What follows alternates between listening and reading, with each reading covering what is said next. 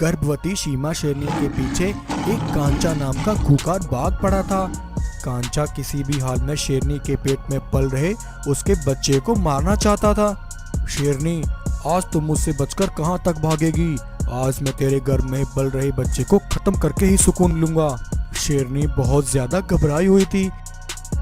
हे भगवान, कोई इस दुष्ट बाघ से मेरे बच्चे की रक्षा करो, कोई मेरी मदद करो। तभी वृंदावन जंगल के कुछ सिपाही आकर कांचा बाघ का रास्ता रोक लेते हैं।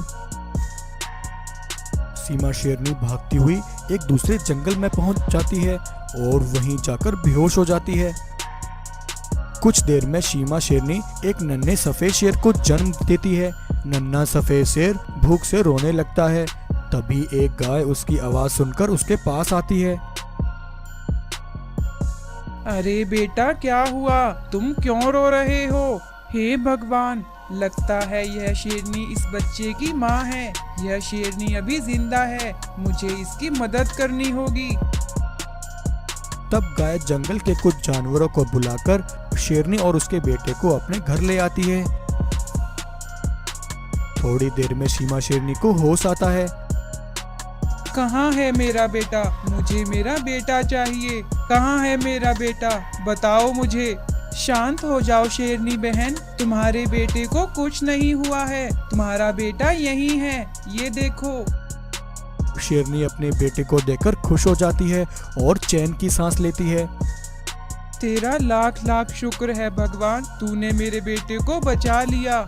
लेकिन शेरनी बहन, वह दुष्ट कांचा बाघ तुम्हारे पीछे क्यों पड़ा था? भला उसकी तुम्हारे साथ क्या दुश्मनी है? गाय बहन, यह बहुत समय पहले की बात है, जब एक दिन कांचा बाघ एक पुजारी के पास पहुंचा और उसने वहां जाकर पुजारी से कहा, सुनो पुजारी जी, बरसों से मेरी वृंदावन जंगल पर राज करने की इच्छा है।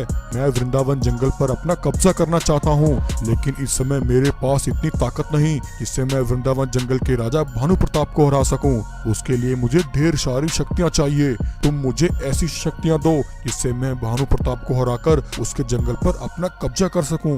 तब पुजारी ने कांचा से कहा, कांचा, मैं तुम्हें एक ऐसी शक्ति देता हूँ जिससे तुम अपने कई रूप ले सकते हो। लेकिन कांचा, साथ ही मैं तुम्हें एक चेतावनी भी देना चाहता हूँ। मैंने अपनी अंतर्मन की शक्ति से तुम्हारा भविष्य देख लिया है। आने वाले समय में भानु प्रताप का बेटा जन्म लेगा और वही तुम्हारी मौत का कारण बनेगा। अगर तुम अपनी मौत को टालना चाहते हो तो तुम्हें भानु प्रताप के बेटे को खत्म करना होगा। यह सुनकर कांचा बौखला जाता है। पुजारी जी, वह तुम सब मुझ पर छोड़ दो, तुम मुझे बस शक्तियाँ दो। मैं भानु प्रताप के बेटे को जन्म लेने से पहले ही खत्म कर दूंगा। तब पुजारी कांचा बाघ को शक्तियाँ देता है। पुजारी से शक्तियाँ पाकर कांचा बाघ वृंदावन जंगल आकर भानु प्रताप के जंगल पर हमला कर देता है और अपनी शक्तियों की मदद से भानु प्रताप के सैनिकों को एक एक करके मारने लगता है। इसका पता लगते ही भानु प्रताप कांचा के पास पहुंचता है। दुष्ट कांचा, तू पुजारी से प्राप्त इन शक्तियों का दुरुपयोग कर रहा है, तुझे इसकी सजा जरूर मिलेगी। हो हो हो हो हो हो हो। भानु प्रताप, ये शक्तियाँ मैंने तुझे और तेरी सारी सेना को खत्म करने के लिए ही की हैं। आज बरसों बाद मेरा इस जंगल पर राज करने का सपना पूरा हो जाएगा।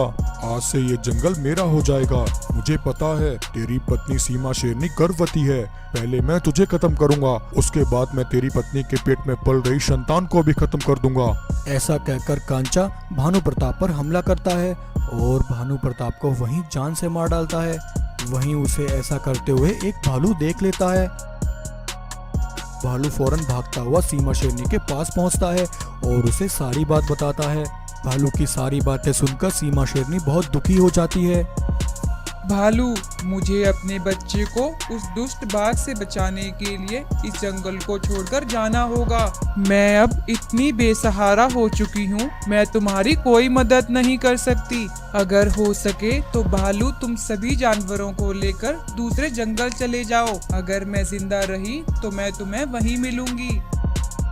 तब भालू सभी जानवरों को लेकर जंगल से निकल जाता है और वहीं मौका मिलते ही सीमा शेरनी भी जंगल से भाग जाती है। उधर कांचा भानु प्रताप और उसके सभी सैनिकों को खत्म करके कांचा वृंदावन जंगल पर अपना कब्जा कर लेता है।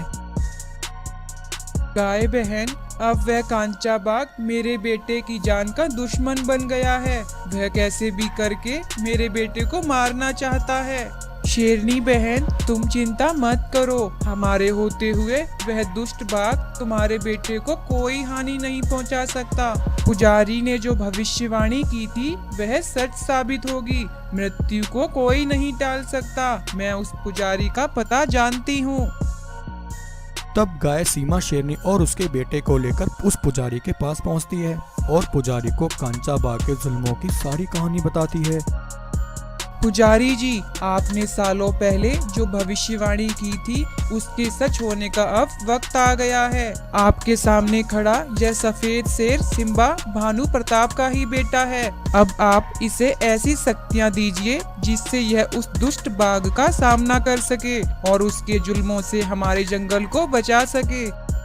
गाय और सीमा शेरनी की सारी कहानी सुनकर पुजारी अपनी शक्तियों से सिम्बा को बड़ा कर देता है।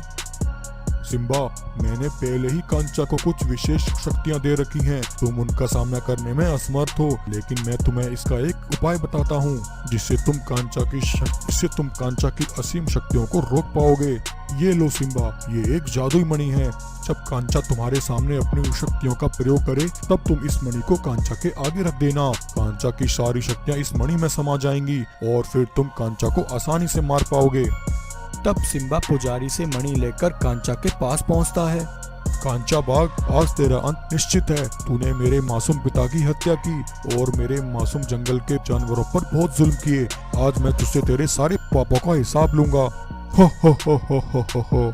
अच्छा सिम्बा, तो तू उस भानु प्रताप का बेटा है। अच्छा हुआ तो तू मुझे मिल गया। मैं तो बरसों से तेरी ही तलाश में था। आज मैं तुझे मारकर भानु प्रताप के सारे वंश को ही खत्म कर दूंगा।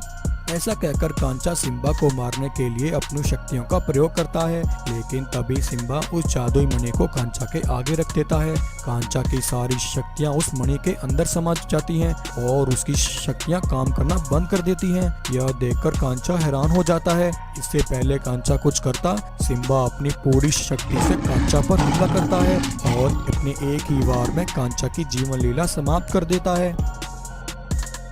कांचा को मारकर सिम्बा अपने सभी जंगल के जानवरों को वापस ले आता है और फिर हंसी खुशी अपने जंगल में रहने लगता है।